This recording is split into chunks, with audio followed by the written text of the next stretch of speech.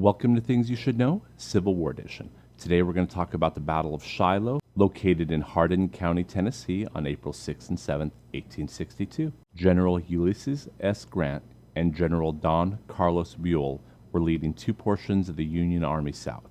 Grant was supposed to take his 42,000 troops and meet up with Buell's 20,000 troops and then proceed on to Corinth, a vital rail center that, if they successfully took, would give the Union control over the region. Not far away from Corinth was Confederate General Albert Sidney Johnston. His orders were to stop this with his 45,000 troops. Both sides were comprised of mostly green and inexperienced troops. Grant arrived early and was awaiting Buell's men when Confederate General Johnston decided to stop the Union meeting up. On April 3rd, Johnston led his troops towards Pittsburgh Landing to attack General Grant's Union forces.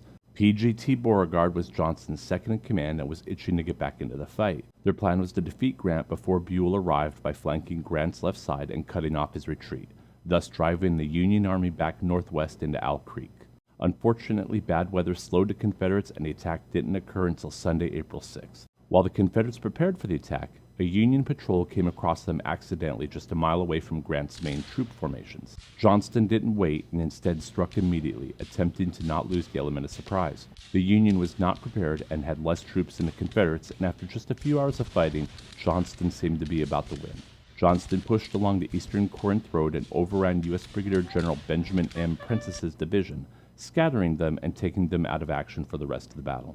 Johnston's push, however, was not swift or hard enough, and each hour that slipped by meant Buell's troops started arriving and reinforcing Grant's line of defense. To try and push harder, Johnston pushed his men forward personally in the afternoon. While leading into battle, he was struck by a bullet that severed an artery and he bled out quickly.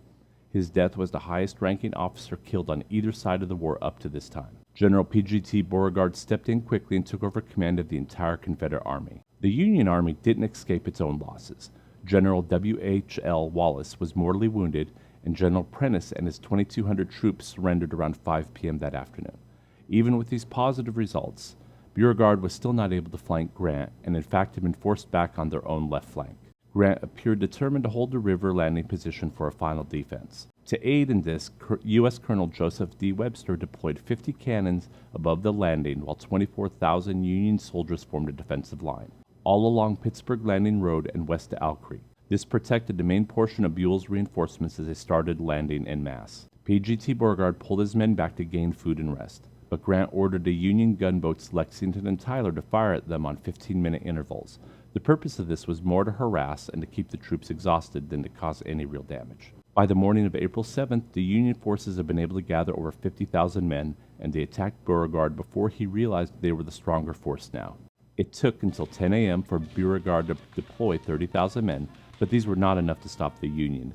The Confederates inflicted heavy damage on the Union, but was forced to retreat in the end. When the battle ended, the casualties were mind-boggling. The Union suffered 13,047 men killed, wounded, and captured, while the Confederates suffered 10,699 such casualties. Please join us next time on Things You Should Know, Civil War Edition.